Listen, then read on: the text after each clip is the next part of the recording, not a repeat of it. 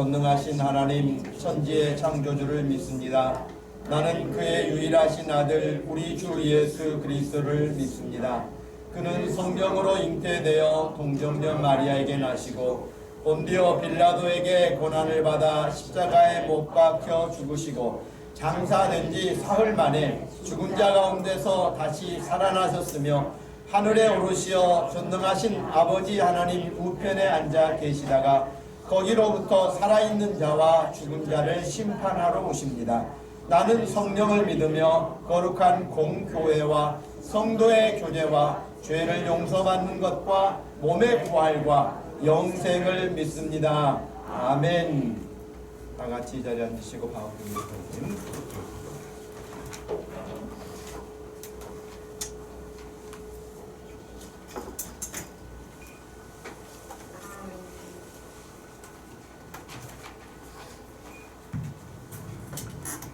사랑과 자비가 풍성하신 하나님 아버지, 죄로 어두워진 우리의 삶에 생명의 빛을 주시고 굽은 길에서 돌이켜 의의 길로 인도하시니 감사합니다.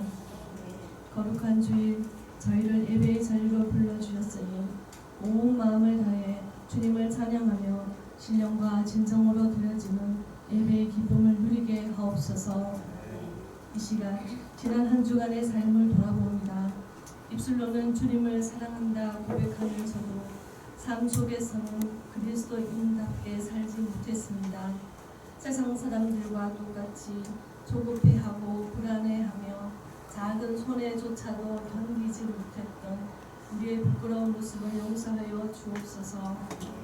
거룩한 백성으로 부름받았음에도 세상의 가치관에 눌려 주님의 뜻보다 내 욕심과 고집을 앞세웠던 어리석음을 긍휼히 여겨 주옵소서. 오직 성령의 능력으로 마음을 새롭게 하여 주시고 세상과 구별된 믿음의 정체성을 가지고 하나님을 기쁘시게 하는 삶을 살게 하옵소서. 에베네셀의 하나님, 17년이라는 긴 시간 동안 우리 목동 주심교회를 눈동자와 같이 보호하시고 인도해 주심에 감사드립니다. 여러 어려움 속에서도 복음 전파의 사명을 감당하게 하시고 돕는 손길을 보내어 주신 은혜에 감사드립니다. 이제 우리 교회가 때를 얻든지 못 얻든지 복음을 전하는 일에 더욱 힘쓰게 하시고 세상의 빛과 소금이 되어 죽어가는 생명을 살리는 구원의 방주의 역할을 감당하는 교회 되게 하옵소서. 또한 우리 교회가 경건의 훈련을 통해 말씀을 더욱 가까이 하며 말씀만이 우리 삶의 기준이 되게 하옵소서. 형식적인 신앙을 버리고 날마다 하나님과 뜨거운 영적 교제가 일어나는 거룩한 공동체가 되게 하옵소서. 특별히 우리 교회에 합당한 예배당을 허락하여 주옵소서. 복음의 지경을 넓히고 다음 세대를 세워가는 일에 전념할 수 있도록 가장 좋은 곳으로 인도하여 주옵소서.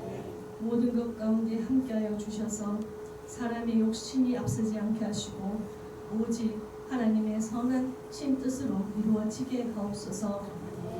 교회를 위해 헌신하시는 담임 목사님께 성령의 능력을 더하여 주시고 영육간에 강건하게 하옵소서.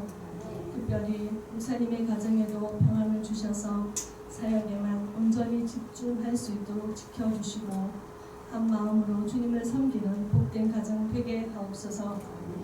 오늘 선포되는 말씀을 통해 우리의 삶을 돌아보고 회개하며 하나님을 기쁘시게 하기 위해 새롭게 결단하는 복된 시간 되게 하옵소서. 중등부 학생들을 위해 기도합니다. 아이들이 예배의 기쁨을 알아가게 하시고 말씀 안에서 믿음이 바르게 성장하게 하옵소서. 주님을 닮은 인격과 성품으로 변화되어 가기 원하며 가족과 친구들에게 주님의 사랑을 전하는 축복의 통로로 귀하게 사용되어지게 하옵소서. 이 나라 이 민족을 위해 기도합니다. 위정자들에게 하나님을 경외하고 국민을 사랑하는 마음을 주셔서 정직과 공의로 나라를 다스리게 하옵소서. 정치적 갈등과 대립은 사라지고 화합을 이루게 하시고 경제적 위기와 고물가 속에 힘들어하는 국민들을 긍휼히 여겨 주셔서 지혜롭게 극복해 나가도록 도와주옵소서. 남북의 관계가 전쟁의 위기에 처하지 않도록 대화와 협력의 길을 열어 평화롭게 하시고 전쟁과 기근으로 고통받는 지구촌 곳곳에 주님의 위로와 평강이 임하게 하옵소서. 어려움 속에서도 쉬지 않고 복음을 전하는 성도사님들의 발걸음을 지켜주시고 그들의 수고를 통해 하나님의 나라가 확장되어 가게 하옵소서. 우리의 형편과 처지를 아시는 하나님 아버지, 육신의 질병과 물질의 어려움, 마음의 상처로 신음하는 성도들을 위로하여 주시고 주님의 선한 손길로 치유하고 회복시켜 주옵소서. 가족 구원을 위해 기도하는 가정마다 응답하여 주시고 주님의 품을 떠나 있는 심령들이 하루속히 돌아오는 회복의 역사가 일어나게 하옵소서. 오늘 예배를 통해 우리의 영과 육이 회복되고 새 힘을 얻는 복된 시간 되길 소망하며 이 모든 말씀을 우리 주 예수 그리스도 이름으로 기도드립니다. 아멘.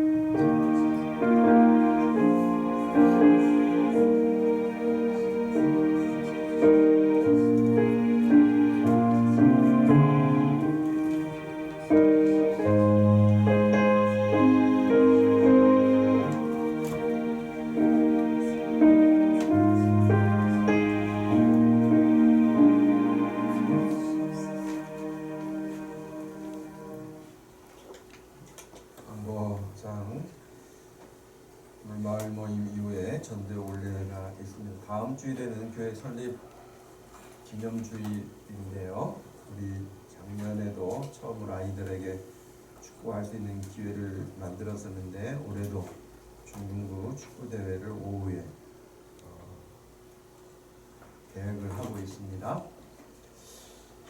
3월 1일 우리가 이제 교회 설립 17주년이 되는데 성경 암송 대회 예고해 드린 대로 3월 8일 주일 오후에 성경 암송 대회를 하는데 여러분 주보에 실려 있는 우리가 지난 1년간 또 금년 오늘까지 내용들을 거기에 실어놨는데 여러분 보시고 말씀 한 번 더 암송할 수 있는 기회를 가져보시기를 바랍니다. 이 시간에는 하나님께 예물 드리는 시간.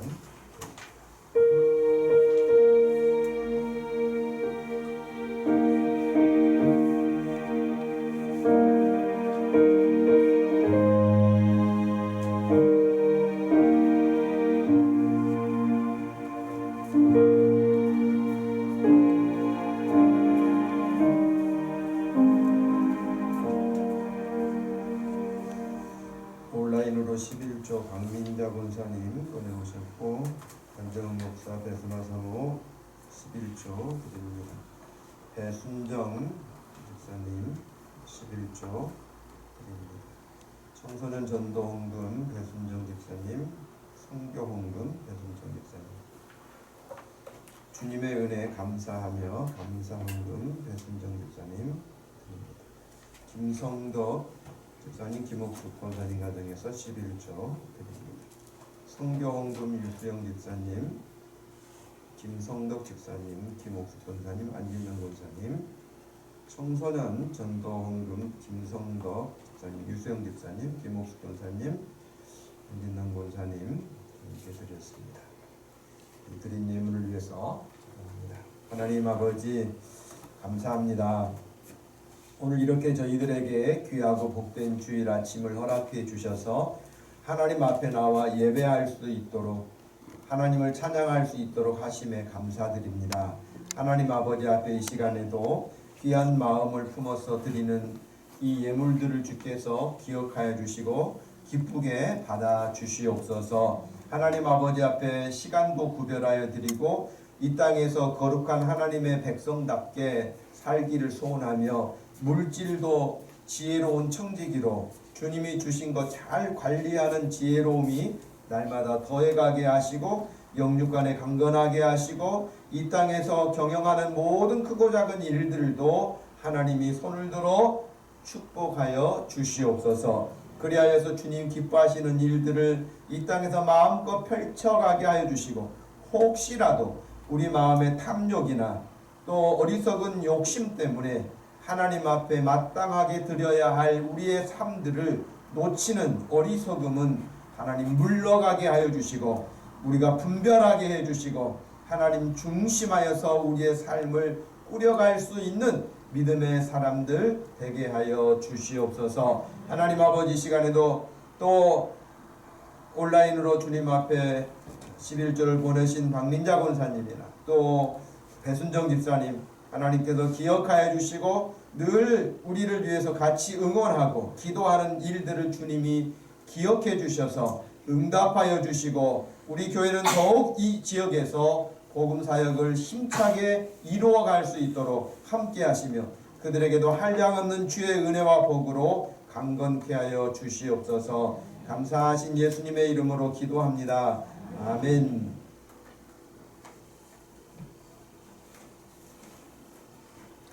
오늘 우리에게 주신 하나님 말씀은 데살로니가전서 5장 16절에서 18절 말씀입니다. 데살로니가전서 5장 16절에서 18절 말씀, 우리 말씀을 한 목소리로 읽도록 하겠습니다. 항상 기뻐하라, 쉬지 말고 기도하라, 범사에 감사하라. 이것이 그리스도 예수 안에서 너희를 향하신 하나님의 뜻이니라. 아멘. 여러분, 성경 암송대회 한다 그랬는데 오늘 다 암송하셨죠? 이 암송은 너무 쉬워서 다 도전할 수 있는 말씀이에요. 우리는 지난 2주간에 로마서 12장 1절과 2절 말씀을 통해서 말씀을 들었는데요.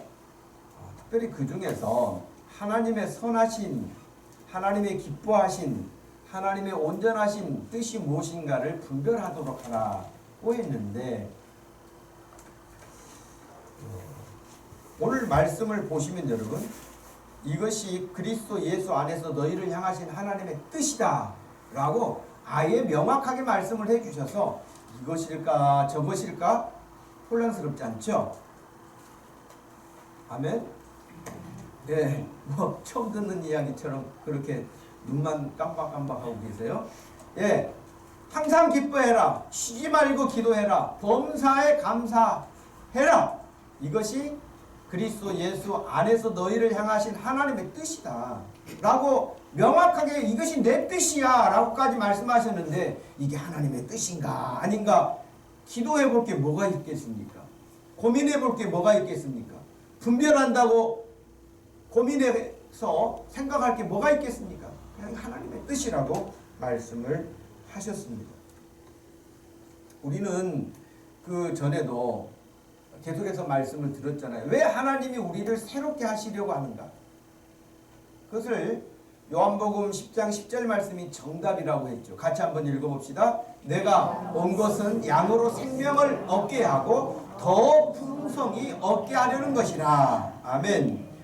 예수 그리스도가 이 땅에 오시고 예수 그리스도를 통해서 예수를 믿는 사람이 마음이 새로워져요. 마음이 새로워지는 것뿐만 아니라 영혼이 새로워져요. 완전히 거듭나요. 그래서 우리가 그렇게 새로워지고 거듭나서 어떻게 되기를 원하시는가? 일단은 영원한 생명을 얻는 거예요. 영원한 생명. 지금 사람들이 잘 모를 거예요. 영원한 생명 그럼 너무 막연해요. 뭐 사람 다 죽던데요? 죽지요. 근데 죽는 것으로 끝나는 게 아니라 그 이후에도 이어지는 영원한 생명이 있습니다. 근데 그 영원한 생명이 어디 있느냐? 지금 여러분들의 영혼이 있잖아요. 영혼. 지금 제가 말씀을 드리면 듣고 있는 여러분이 인식하고 있는 그 영혼. 그 영혼은 사라지지가 않아요. 사라지지가 않는데 그 생명이 영원히 하나님이 계시는 천국에 계신 그 천국에 함께 산다고 하니 그 얼마나 놀라운 일입니까? 근데 이 일을 우리가 말씀을 전해줘도 잘 믿지는 않아요. 이해할 수 없다고 생각해요. 그러나 예수님이 오셔서 예수 믿는 사람은 새 생명을 얻게 된다. 영원한 생명을 얻게 된다. 그리고 이 땅에서도 풍성한 삶을 누리게 된다 라고 우리에게 해주신 말씀입니다. 하나님은 우리 한 사람도 이 땅에 보낸받은 사람들이 하나님 없이 살다가 멸망으로 끝나는 것을 원치 않으세요. 하나님은 그걸 기뻐하지 않으세요. 여러분 음식도요. 아무리 맛있는 음식 재료를 사가지고 와서 이건 맛있게 해서 먹어야 되겠다 라고 했는데 시간이 지나버리면 어떻게 됩니까? 제때 아주 신선할 때 요리를 잘해서 먹으면 너무너무 맛있잖아요. 즐겁잖아요. 근데 그냥 놔둬버리거나 음식을 맛있게 했는데도 그거 시간이 지나버리거나 그러면 어떻게 돼요? 썩어요. 썩어서 냄새가 나요. 그리고 버려요. 우리 하나님은 여기 있는 저와 여러분들이 한 사람도 그런 썩어 버려지는 음식처럼 그렇게 되기를 원치 않으세요.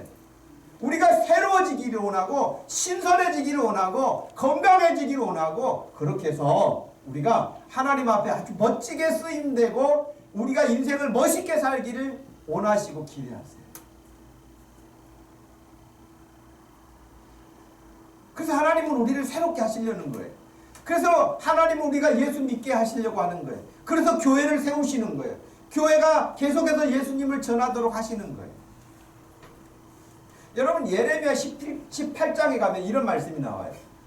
하나님께서 예레미야에게 임한 말씀이라고 1절에 소개하고 있습니다. 너는 일어나 토기장이의 집으로 내려가라.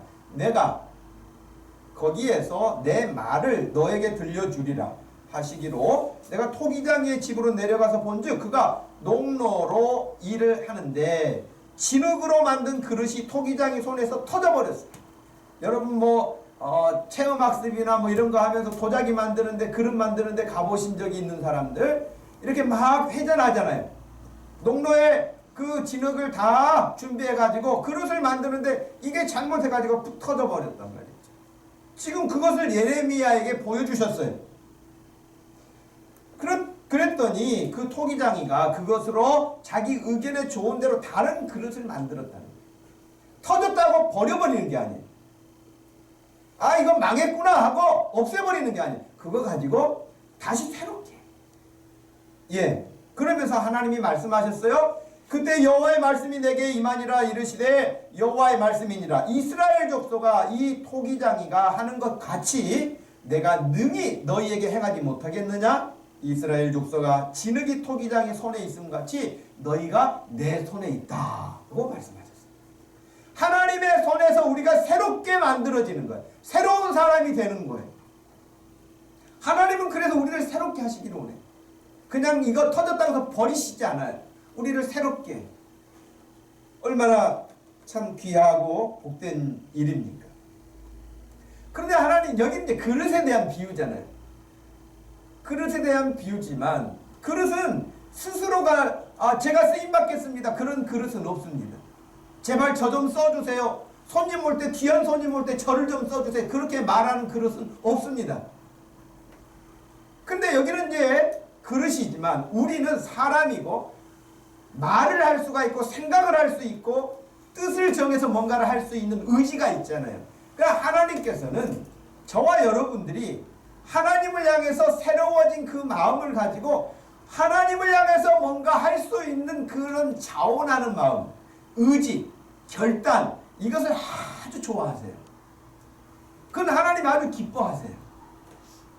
억지로 하고 이런 거 하나님이 싫어하세요. 반항하고 불순종하고 죄짓고 그건 더 싫어하세요.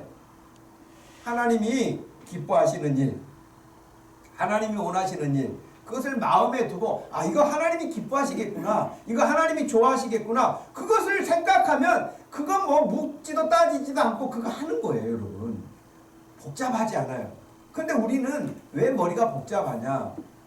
하나님 앞에 그런 즐거움을 가지고 기쁨으로 하나님을 기쁘게 해드리는 것에 경험들이 적기 때문에 그래요.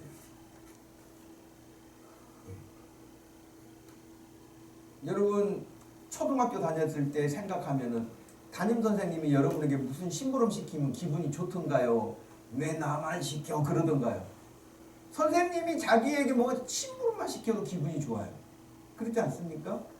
왜? 나를 알아주는 것 같고 나를 더 관심 갖고 봐주는 것 같고 나에게 뭔가를 그렇게 선생님이라고 하는 그 위치에서 나에게 뭔가 말만 걸어주고 관심만 가져줘도 그렇단 말이죠. 근데 하나님이 기뻐하시는 일을 우리가 하면 하나님이 얼마나 좋아하셔서 네가 그랬구나. 내가 너무너무 기쁘다. 내가 너무너무 좋다. 하나님이 우리에게 그런 마음을 주신다고요. 근데 우리가 그렇게 할 생각은 못하고 자꾸 다른 생각을 하니까 그 경험을 못하게 되는 것이죠. 왜 하나님께서 예수님을 향해서 내 사랑하는 자다, 내가 기뻐하는 자다 그렇게 말씀을 하셨겠어요? 예수님은 늘 하나님 아버지께서 기뻐하시는 일에 마음을 두시고 자기에게 어떻게 보면은 고난이 온다 할지라도 이거 하나님이 기뻐하시는 일인데 라는 그 마음에 자신을 내어드렸기 때문에 항상 하나님께서는 예수님을 보시면서 내가 사랑하는 아들이다, 내가 기뻐하는 자다 그렇게 말씀하셨던 거예요.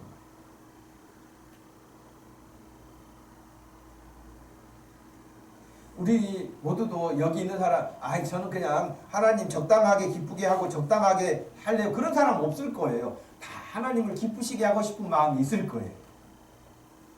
예.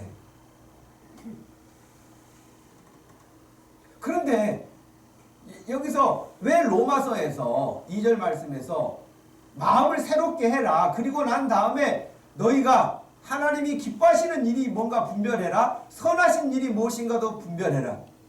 하나님의 온전하신 뜻이 무엇인가도 분별하라고 한 이유가 뭐가 있겠어요? 무엇이든지 그냥 내가 생각하는 대로만 하면 다 하나님이 기뻐하시면 얼마나 좋겠어요. 근데 그렇지 않아요. 예를 들어 보면은요, 마태복음 16장에 보면은 베드로의 사건이 나와요.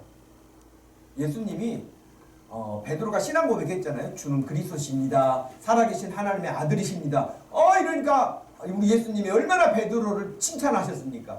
칭찬 잔뜩 받아가지고 기분이 완전히 업돼갖고 있는데 이제 이런 신앙 고백을 했으니 내가 이 말을 밝혀야 되겠다 해서 다시 말씀을 하세요.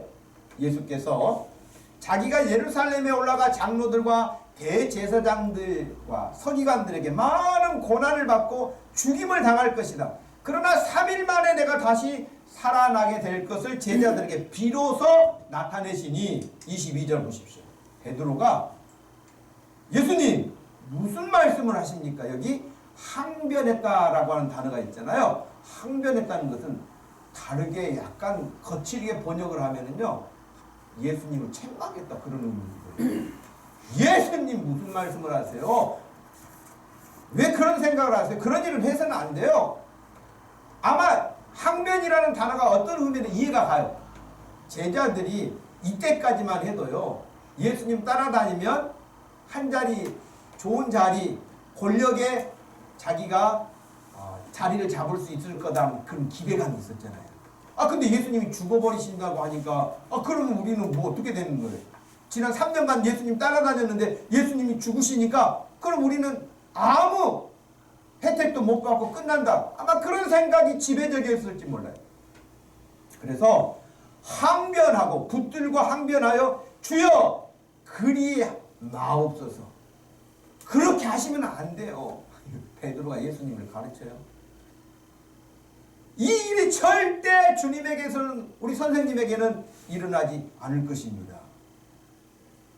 그러면은 여러분 보십시오. 21절에 대제사장들, 서기관들에게 많은 고난도 받고 죽임을 당한다고 하니 얼마나 끔찍한 일입니까? 그런데 그래도 내 제자 가운데 하나 베드로가 이렇게 내 마음을 알아주는 걸 하고, 그래 너밖에 없다 베드로야, 너는 복의 복을 받아라, 이렇게 하실 줄 알았는데 23절 예수께서 돌이키시며 베드로에게 이르시되 사탄아 내 뒤로 물러가라. 너는 나를 넘어지게 하는 자로다. 네가 하나님의 일을 생각하지 아니하고 도리어 사람의 일을 생각하는도다 그러셨어요. 베드로 굉장히 시험 받았을 것 같아요. 자기는 예수님 생각해서 말씀드렸는데 자기한테 사탄이라고 막 하시지를 않나, 뒤로 물러가라고 하지를 않나, 하나님의 일은 생각하지 않고 사람의 일만 생각한다고 이런 이야기를 들으니 얼마나 마음에 속상했겠어요. 바로 이런 점 때문에 분별하라고 하는 거예요. 내가 뭐 하기만 하면 다 하나님이 기뻐하시고 받으시는 게 아니에요.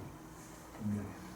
이게 하나님이 기뻐하시는 일인지 그렇지 않은 일인지, 이게 하나님의 일인지 사람의 생각인지 분별할 필요가 있겠죠. 한 부분을 더 소개해 드릴게요.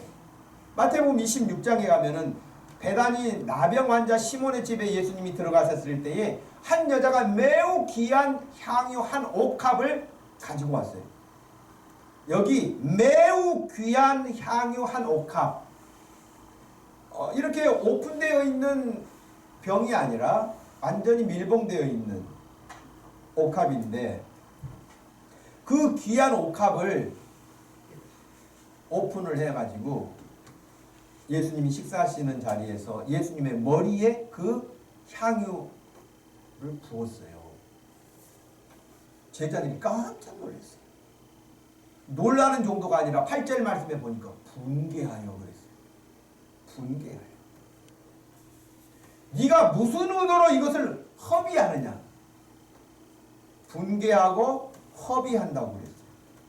이것을 비싼 값에 팔아 가난한 자들에게 줄 수 있었겠도다 하거늘. 이 여러분, 향유 옥합이 얼마나 비싼, 여기 분명히 구절에 그랬잖아요. 이것을 비싼 값에 팔아 그랬어요. 정말 비싸거든요. 이 말씀을 여러분 마가는 기록할 때에 300데나리온이라 그랬어요. 300데나리온. 그리고 여기가 비싸다고 하는 말처럼 한마디로 데나리온은 1데나리온은 그 당시 노동자들의 하루의 품삯이거든요. 그러면 300데나리온이면 1년 연봉이에요.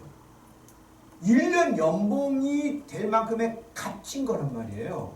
그것을 예수님의 머리에 다 부어버렸으니, 이 여자가 정신이 나갔나? 저 비싼 것을 그냥 조금 찍어서 뭐 바르거나 그것도 아니고 완전히 예수님의 머리에 향유를 갖다 붓다니, 저 비싼 것을. 근데 10절에 예수님께서 아시고 그들에게 이르시되 너희가 어찌하여 이 여자를 괴롭게 하냐. 그가 나에게 좋은 일을 했다. 가난한 자들은 항상 너희와 함께 있지만 나는 항상 함께 있지 않는다. 이 여자가 내 몸에 이 향유를 부은 것은 내 장례를 위하여 함이라고 말씀하시면서 내가 진실로 너희에게 이르노니 온 천하에 어디서든지 이 복음이 전파되는 곳에서는 이 여자가 행한 일도 말하여 그를 기억하라. 이렇게 말씀을 해주셨어요. 여기서도 여러분 생각이 다르잖아요. 제자들은 그 비싼 향유를 팔아서 가난한 자들에게 도와주면 얼마나 좋았을까 하면서 분개했다고 돼 있잖아요. 그런데 예수님은 그 여자를 왜 괴롭히냐고 말씀하시면서 칭찬하셨잖아요. 완전히 다르네. 이 차이가 뭘까요? 아까 베드로도 그렇고 이 한 여자도 그렇고,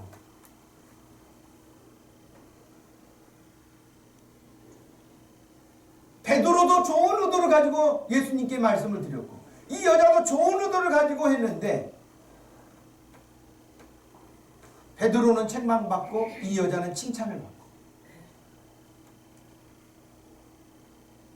분명히 예수님이 여기 말씀하시기를 이 여자가 지금 향유를 내 머리에 부은 것은 12절 이 여자가 내 몸에 이 향유를 부은 것은 내 장례를 위하여 함이니라.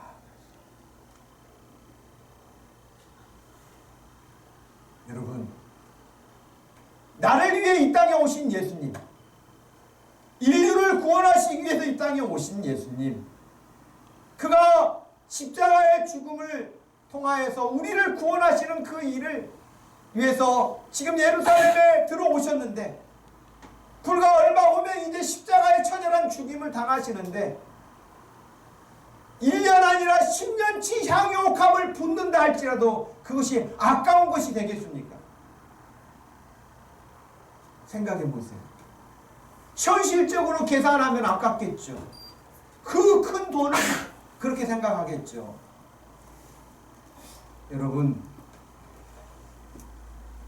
향유옥합 하나가 아니라 100개 1000개를 붓는다 할지라도 나를 죄악에서 건지시고 나를 생명을 주시면서 나를 살리신 그 일을 위해서 그 죽음의 길도 마다하지 않고 걸으시는 그 예수 그리스도를 향하여서 향유옥합을 그거 깨뜨려 드리는 것이 그렇게 비싼 게 아닌 것이에요. 그런데 그 믿음이 없는 사람들, 그 생각이 없는 사람들은 다 비싸요. 예수 안 믿는 사람들이 교회 다니는 사람들 보고 뭐라고 말합니까?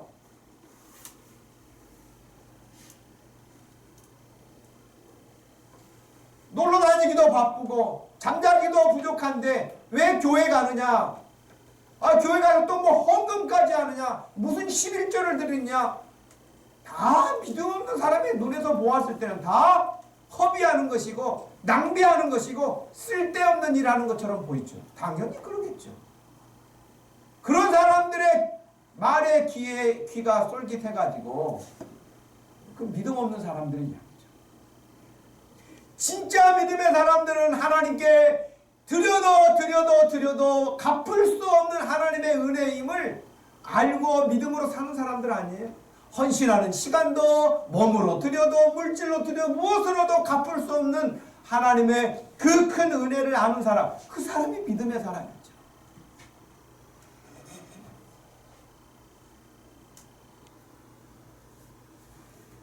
그렇기 때문에 이런 어떤 일을 하고도 그 일이 칭찬이 되기도 하고 책망이 되기도 한다는 사실을 생각해 본다면 우리가 하나님이 기뻐하시는 일에 대해서 하나님이 하시고자 하는 일에 대해서 늘 배우지 않으면 몰라요.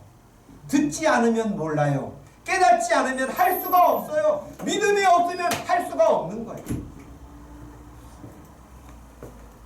여러분들이 하나님의 선하신 일을 잘 분별할 수 있는 믿음 되기를 축복합니다. 정말 하나님이 기뻐하시는 일만 잘 골라서 할 수 있는. 그런데 오늘 우리에게 하나님이 기뻐하시는 일, 하나님의 뜻을 딱 말씀해 주셨으니 얼마나 좋습니까? 항상 기뻐해라. 쉬지 말고 기도해라. 범사에 감사해라. 이것이 그리스도 예수 안에서 너희를 향하신 하나님의 뜻이다.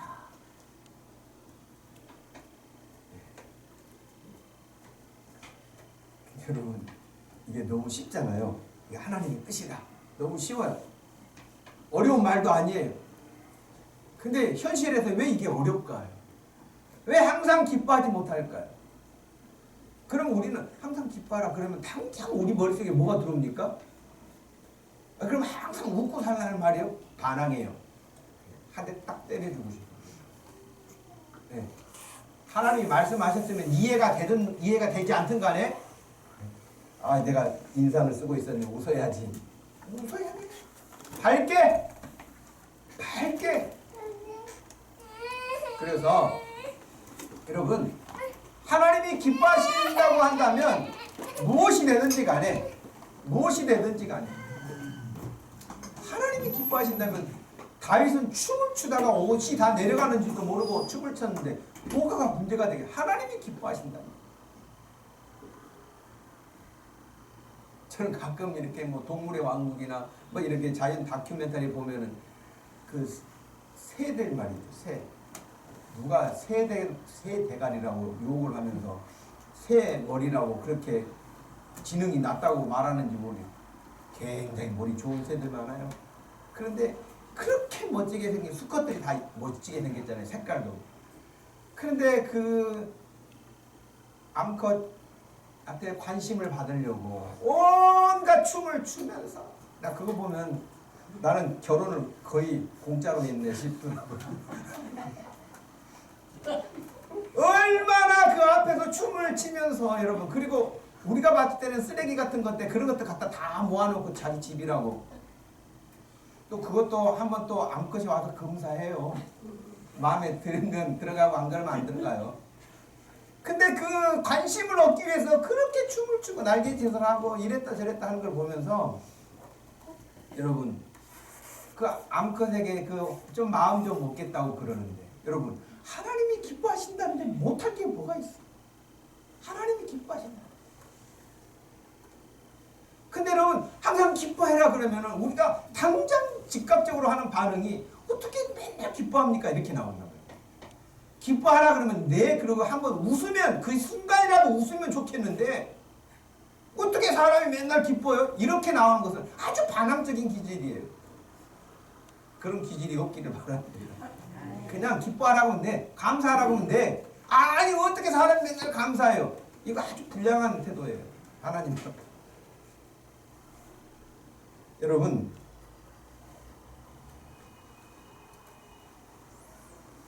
사람이 살면서 왜 힘든 일이 없겠어요? 어려운 일이 왜 없겠어요? 왜 눈물 흘릴 일이 없겠어요? 아니 예수님도 눈물을 흘리셨는데 슬퍼하셨는데 그런 게 와요. 그리고 여기 항상 기뻐하라 그러니까 그냥 정신 나간 사람처럼 계속 웃고 다니라는 그런 뜻이 아니잖아요. 이런 대표적으로 욥기 1장에 나오는 욥을 아시잖아요. 욥이 얼마나 부자였습니까? 동방의 거부였어요. 재산이 어마어마해요. 아들이 7, 딸이 3이에요. 10만 배를 뒀어요. 근데 어느 날 하루아침에 이 모든 것들이 다 사라져버리지 않았습니까? 10만 배가 다 죽었어요. 한순간에. 돌풍이 불어가지고 무너지면서 10만 배를 다 잃었단 말이죠. 한 명이 잃은 것도 아니에요. 10만 배. 자기 재산을 완전히 다 잃었어요. 그때 그 욥이 어떻게 말합니까? 겉옷을 찢고 머리털을 밀고 땅에 엎드려 예배하며 이르되 내가 못해서 알몸으로 나왔사온즉 또한 알몸이 그리로 돌아가올지라. 주신 이도 여호와시요 거두신 이도 여호와시오니 여호와의 이름이 찬송을 받으실지니라 하고 이 모든 일에 욥이 범죄하지 아니하고 하나님을 향하여 오망도 하지 않는다. 이야, 이런 사람이 있을 수 있을까요? 예. 그런데 욥기 42장에 이렇게 돼요. 우리 42장까지 내용이 있지만 욥이 하나님 앞에 이렇게 기도하고 고백합니다. 욥이 여호와께 대답하여 이르되 주께서는 못하실 일이 없사오며 무슨 계획이든지 못 이루실 것이 없는 줄 아오니 무지한 말로 이치를 가리는 자가 누구이니까. 나는 깨닫지도 못한 일을 말하였고 스스로 알 수 없고 헤아리기도 어려운 일을 말했습니다. 내가 말하겠사오니 주는 들으시고 내가 주께 묻겠사오니 주여 내게 알게 하옵소서. 내가 주께 대하여 귀로 듣기만 하였사오나 이제는 눈으로 주를 배움나이다. 그러므로 내가 스스로 거두어 드리고 자기가 했던 말을 다 거두어 드리고 티끌과 재 가운데서 회개합니다. 라고 욥이 말을 했단 말이에요. 왜냐하면은 욥기 42장까지 보면 욥이 처음에는 범죄하지 않았어요. 그런데 자기 몸에 완전히 이제 막 기왓장을 가지고 몸을 막 이렇게 그어야 할 만큼 그 가려움, 피부병 때문에 견딜 수가 없게 된 거예요. 아들, 딸 다 죽었지. 재산 다 날아갔지. 자기 와이프 도망갔지. 자기한테 와이프가 저주하지. 자기 몸에는 완전히 피가 나도록 기왓장으로 긁어야 살 수 있지. 이런데 여러분 어떻게 살겠어요, 사람이. 그래서 처음에는 하나님 앞에 범죄하지 않았지만 욥이 계속 하나님 앞에서 물어요. 어찌해서 막 이런 말을 한단 말이에요. 내가 어찌해서 엄마 뱃속에서 태어났던 거 차라리 그때 죽어버렸으면 좋았을 것을. 내가 왜 엄마 젖을 먹었던 거 그때 먹지 않고 죽었으면 더 좋았을 것을. 너무 괴로우니까. 어찌하여 라는 말을 16번이나 해요. 그래서 항상 기뻐하라 하는 말은 욥처럼 이런 일을 만났을 때도 할렐루야 할렐루야. 그건 정신 나간 사람이죠. 그러지 않겠어요? 어찌하여 할 수 있어요. 감정적으로 괴로울 수 있어요. 그때 자기 표현할 수 있는 거 그거 죄라고 생각하지 않습니다. 그러나 분명한 것은 욥이 그 모든 결말이 이루어진 것을 보면서 깨달았던 건 뭐냐면 하나님이 하시는 일은 이런 계획 때문에 이렇게 하시는데 아무것도 모르는 3절 무지한 말로 내가 너무 말을 많이 했구나 하나님 제가 했던 말 다 거두어 드립니다. 회개합니다.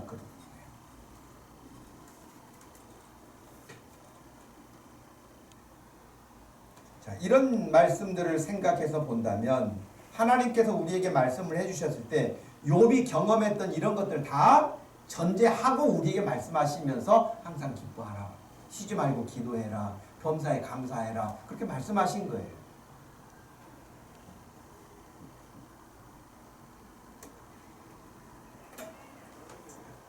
여러분 마가복음 8장 36절 말씀 한번 읽어봅시다. 사람이 온 천하를 얻고도 자기 목숨을 잃으면 무엇이 유익하리요. 아멘. 온 천하를 다 얻었는데 그 사람이 죽었어요. 그러면 온 천하가 누구 것이 되겠어요? 무슨 의미가 있겠어요? 여러분, 저는 여러분에게 말씀을 드리고 싶은 게 딱 한 가지. 여러분이 하나님을 알고 하나님을 믿고 하나님이 여러분을 구원하시고 하나님이 여러분을 책임져 주시고 하나님이 여러분과 영원히 함께 하신다고 하는 그 한 가지 사실만 명확하게 믿고 산다면 어찌 기뻐하지 않을 수가 있겠고 어찌 감사하지 않을 수가 있겠습니까?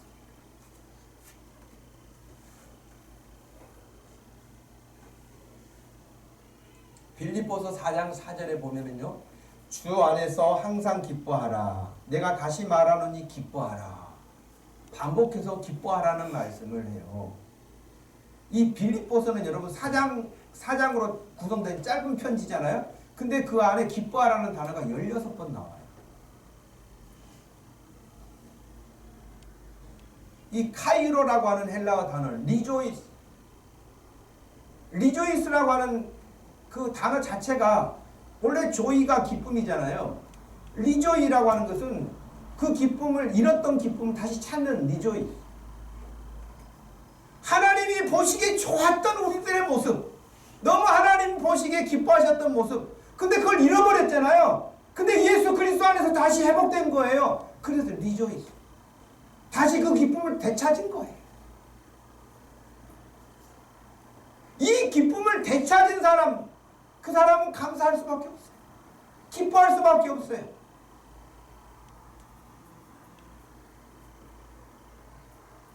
로마서 14장에 바울 사도가 17절, 하나님의 나라는 먹는 것과 마시는 것이 아니요 오직 성령 안에 있는 의로움과 평강과 희락이라 했어요. 여기 희락이라고 하는 단어에 쓰인 그 단어가 바로 여기 기쁨이라는 단어하고 같은 카라예요.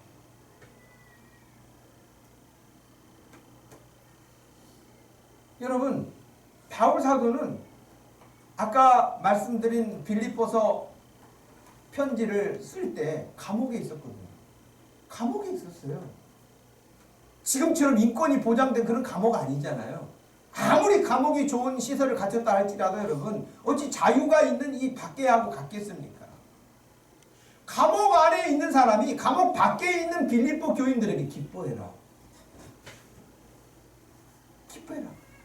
자기가 뭐 믿음 좋은 척 하기 위해서 그런 게 아니에요. 진짜 그 바울 사도의 마음에는 이런 기쁨이 있었던 거예요.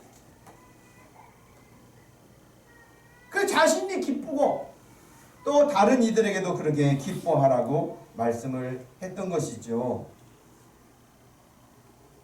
오늘 우리가 읽었던 항상 기뻐해라, 쉬지 말고 기도해라, 범사에 감사하라, 이 세 가지는 다 명령인데 현재형입니다. 지금도 기뻐요. 지금.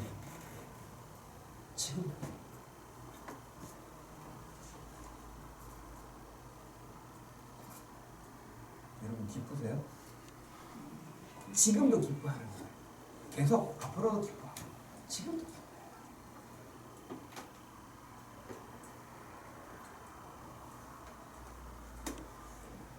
그래서 항상 기뻐하라, 쉬지 말고.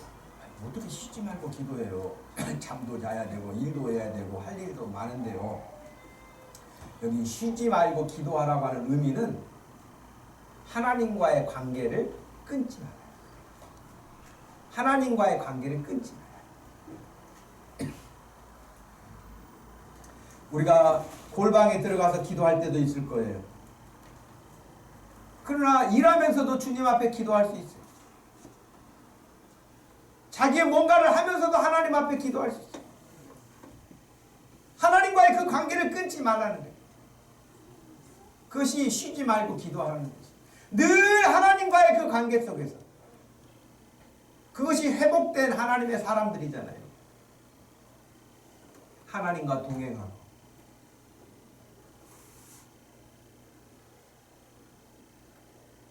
학교에를 가도 직장에를 가도 교회를 와도 집에 있어도 친구를 만나도 어디를 가도 그 하나님이 늘 나와 함께하고 계시니까 그 하나님과의 하나님 친구들이 이거 하자고 그러는데 이거 할까요 말까요? 그런 생각을 들 수도 있잖아요.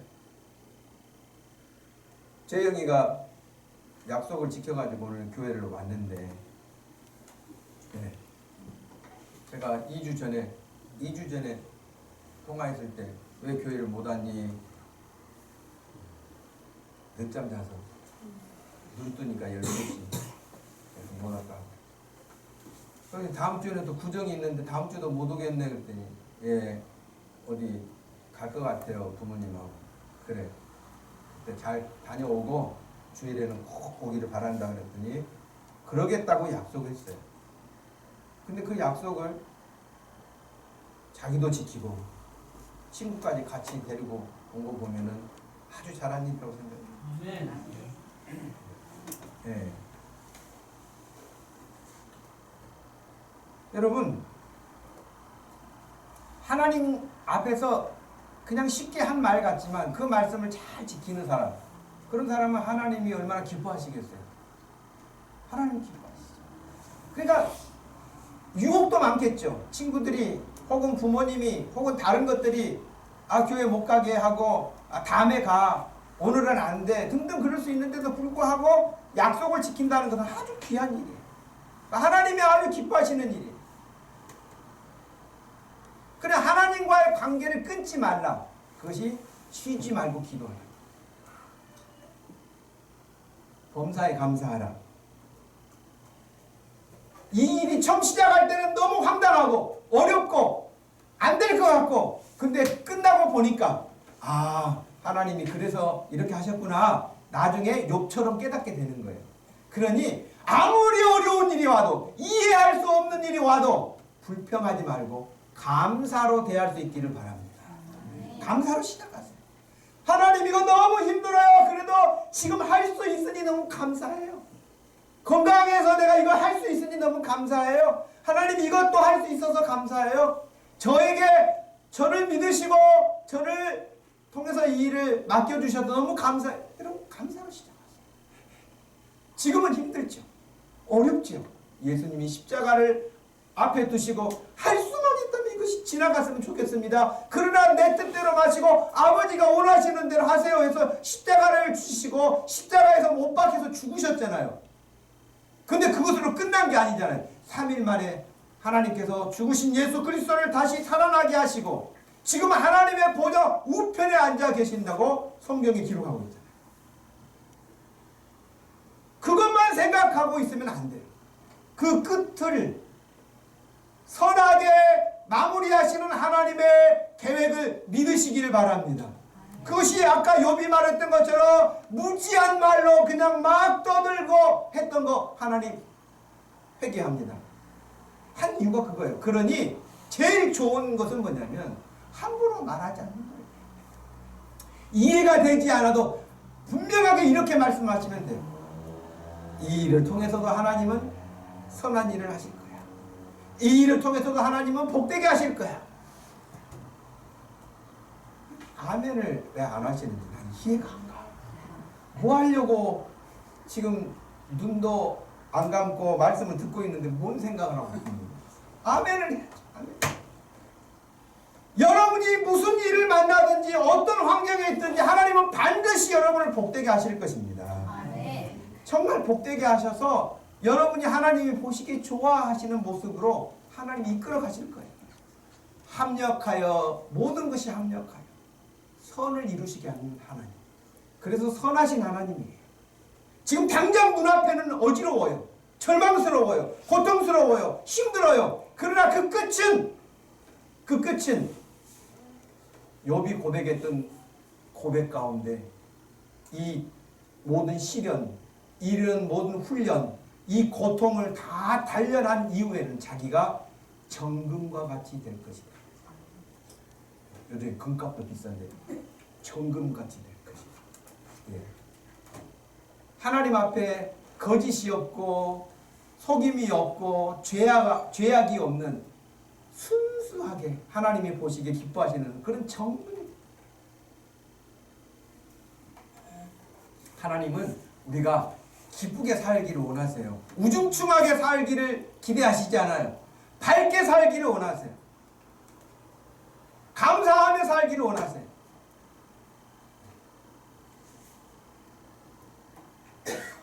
북한에서 탈북한 어떤 청년이 우리나라에 와가지고 그 편의점에 알바를 했대요. 알바를 이제 뭐 1월 1일부터 한 게 아니라 예를 들면은 뭐 10일부터 시작했는가 봐요. 알바를 했는데 통장에 돈이 158만 원인가 찍혔대요. 깜짝 놀래가지고 사장님한테 전화했대요. 이렇게 큰 돈을 잘못 보내신 거 아니냐고. 왜 그렇게 생각해요? 북한에서 158만 원을 벌려면은 10년, 20년이야. 이 청년이 너무 놀란 거예요. 더 놀란 것은 뭐냐면 그 사장님이 이번 달은 10일부터 일을 해서 그렇고 다음 달에는 더 들어갈 거야. 200만 원 넘을 거야. 놀란 거예요. 예를 들면. 이 청년이 놀라고 감사하고 내가 지금 어디서 살고 있는가 꿈인가 생신가입니까? 우리는 누가 그 청년처럼 삽니까? 적게 준다고 불평하고 원망하고 피곤하고 짜증내고 그럴 거 없어요. 감사하고 기뻐하고 하나님이 더 복되게 하실 것을 믿고 오늘 말씀과 같이 우리 같이 말씀을 한번 암송해 볼까요? 시작. 항상 기뻐하라. 쉬지 말고 기도하라. 범사에 감사하라. 이는 그리스도 예수 안에서 너희를 향하신 하나님의 뜻이니라. 아멘. 여기 중요한 포인트가 있어요. 18절. 항상 기뻐하라. 쉬지 말고 기도하라. 범사에 감사하라. 이 모든 것을 누릴 수 있는 것은 그리스도 예수 안에서만 누릴 수 있는, 예수님 밖에서는 누릴 수가 없는, 예수 그리스도 안에서만 누릴 수 있는 기쁨이요 예수님과 함께 누릴 수 있는 평강이요 감사입니다. 이런 일들이 여러분 오늘 우리가 다시 말씀을 드리면서 듣고 하나님 앞에 이 말씀을 새기면서 꼭 부탁하고 싶은 것은 성경에 나온 1만 달란트 탕감받은 종처럼 살기를 바라요. 어떤 모습이냐? 갚을 수 없는, 도무지 자기 가족 다, 자기 자손 2대 3대까지 해도 갚을 수 없는 빚이에요. 그것을 탕감받았어요. 얼마나 놀랍습니까? 그 마음으로 살지. 그러면 다른 사람이 나에게 조금 섭섭하게 하고 나에게 힘들고 이런 거 아무 문제 안 돼. 아무 웃으면서 살 수 있어. 웃으면서. 내가 더한 것도 했는데 이런 것도 이런 정도야. 여러분 꼭 그런 갚을 수 없는 빚을 탕감받은 그 사람처럼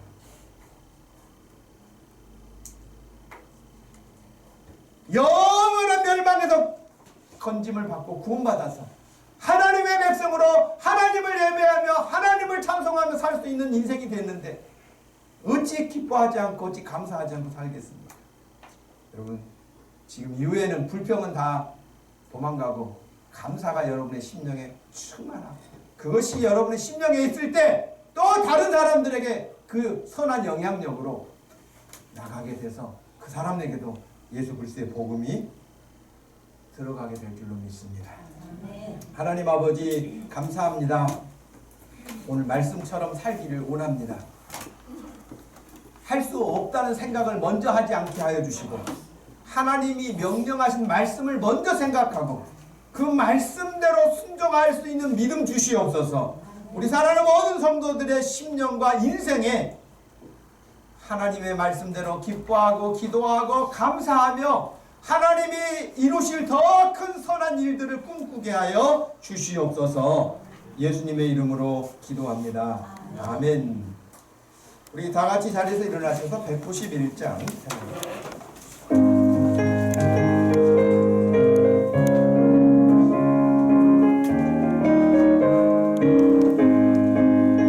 내가 매일 기쁘게 술래 이길 희망은 주의 팔이 나를 안보하며 내가 주의 큰 복을 받는 참된 기력은 주의 영이 함께하니라. 성령의 계시네 할렐루야 함께하시네. 좁은 길을 걸으며 만나 기뻐하는 것 주의 영이 함께함이라. 저는 죄에 빠져서 교만함이 없을 때 예수 십자가의 목로 들리고 그 발 아래 엎드려 참된 경험을 주의 영이 함께함이라. 성령의 계시네 할렐루야 함께하시네. 좁은 길을 걸으며 만나 기뻐하는 것 주의 영이 함께함이라. 나와 동행하시고 모든 염려하시니 나는 숲에새와 같이 기쁘소. 내가 기쁜 마음으로 주의 뜻을 행하는 주의 영이 함께함이라. 성령의 계시네 할렐루야 함께하시네. 좁은 길을 걸으며 만나 기뻐하는 것 주의 영이 함께함이라. 세상 모든 욕망과 나의 모든 정욕은 십자가에 이미 못을 박았네. 모든 밤이 지나고 그가 흠집 없으니 주의 영이 함께함이라. 성령의 계시네 할렐루야 함께하시네. 좁은 길을 걸으며 만나 기뻐하는 것 주의 영이 함께하니라. 성령의 계시네 할렐루야 함께하시네. 좁은 길을 걸으며 만나 기뻐하는 것 주의 영이 함께함이라.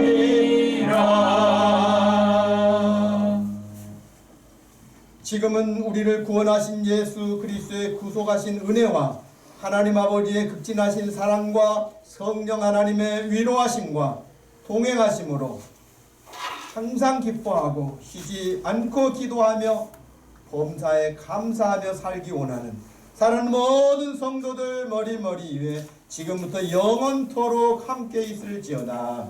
아멘.